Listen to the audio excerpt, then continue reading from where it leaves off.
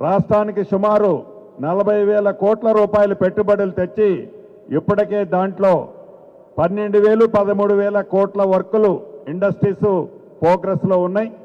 మొన్న దావోస్ ప్రయాణానికి వెళ్ళొచ్చిన తర్వాత 1,82,000 కోట్ల రూపాయల వివిధ సెక్టార్లకు సంబంధించిన అది ఇండస్ట్రీస్, ఫార్మాకి రిలేటెడ్, పవర్కి రిలేటెడ్, అదే రకంగా ఐటీకి రిలేటెడ్ దేశంలో ఉండే ప్రపంచంలో ఉండే అనేక దిగ్గజ కంపెనీలని ఇన్వైట్ చేసి వారిని ఒప్పించి మెప్పించి 1,82,000 కోట్ల ఫండ్స్ని అంటే ఇండస్ట్రీస్ని ఈ రాష్ట్రానికి తేవటం జరిగింది. అంటే రాబోయే రోజుల్లో